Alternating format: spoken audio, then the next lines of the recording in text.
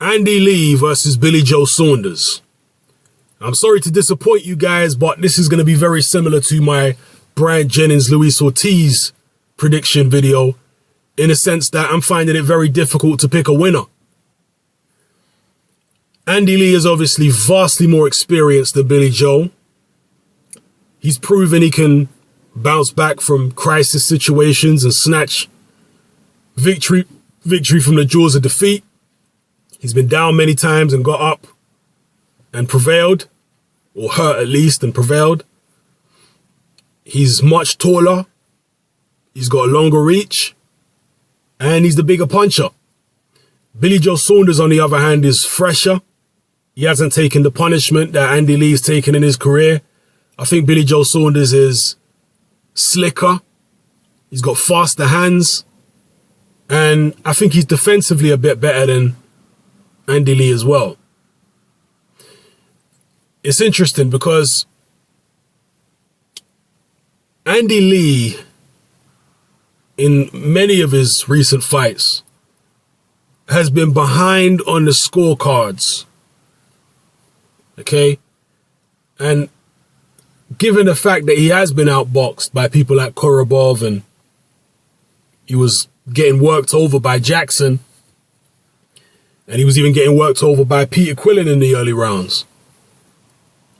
Given the fact that that happened, I suspect that Billy Joe might get the better of Andy Lee in the early rounds as well.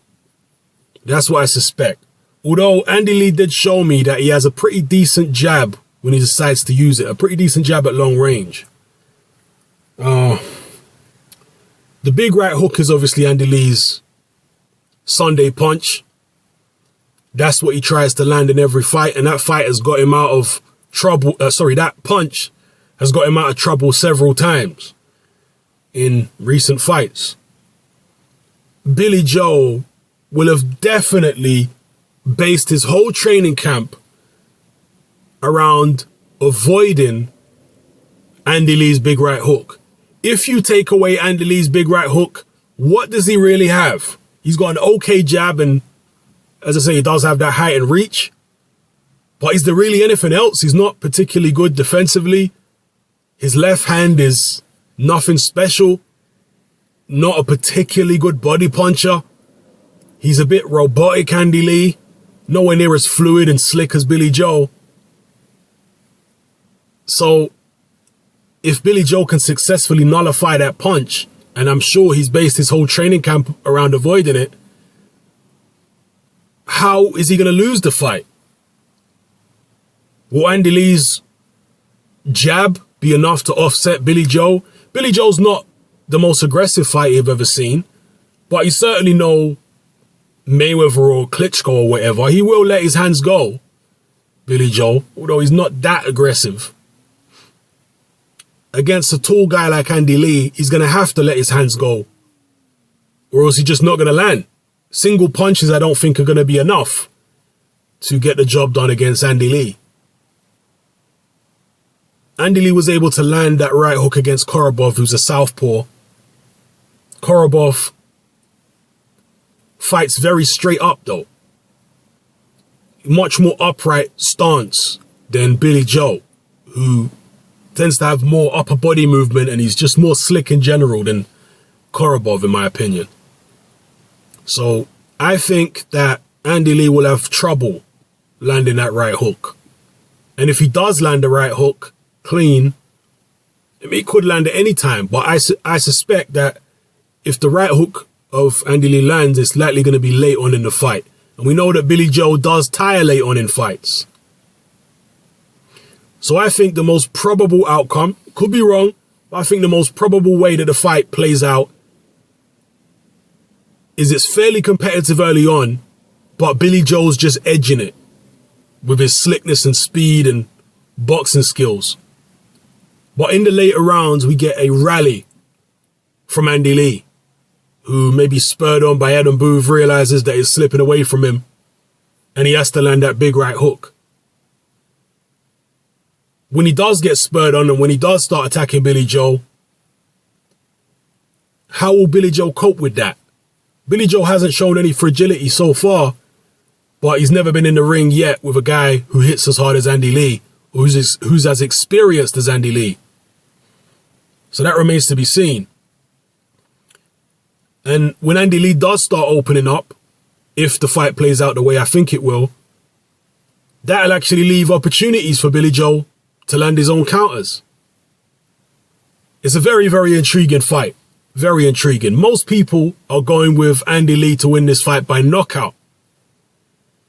And I can't really fault that.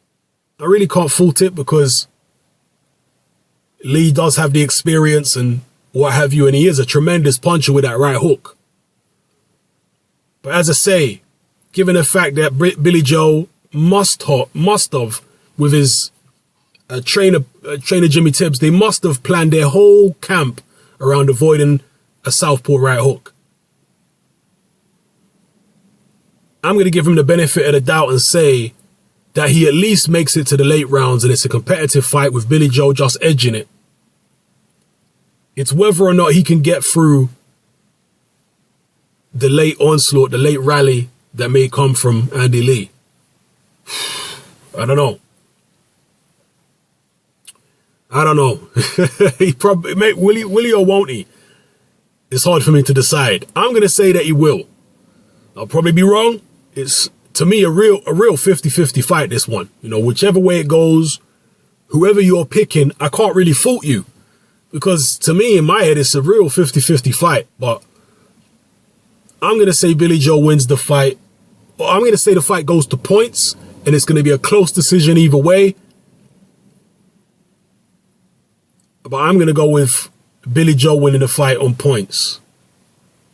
All right, I see it as close, but I'm going to take Billy Joe on points. Drop your comments in the comment section below, people. How do you see this fight going? What's your prediction? You think Andy Lee's going to knock him out? You think that despite the fact that Billy Joe has based his whole training camp around avoiding Andy Lee's main weapon, his right hook, you think that Billy Joe will still be caught with that punch anyway? Those guys who got caught with that right hook got caught when they were overzealous. Peter Quillen got a little ambitious and he got clipped with a right hook, although he went on to have a draw with Andy Lee. Jackson certainly got overzealous when he got knocked out cold by the right hook by Andy Lee.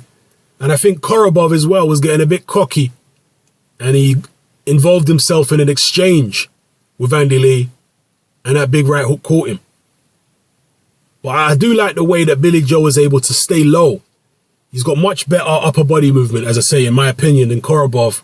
And he can stay low and get underneath punches and all that. He's quite good at that, Billy Joe. So, yeah, I'm going to say Billy Joe on points. Could be wrong, but that's what I'm going to go for. Just for the sake of it. I was nearly going to sit on the fence just like I did with Jennings Ortiz, but I don't know. I've got a slight inkling towards Billy Joe. So that's what I'm going to go for. Drop your comments and your predictions in the comment section below, people. Again, apologies for the audio quality, but it is what it is. All right.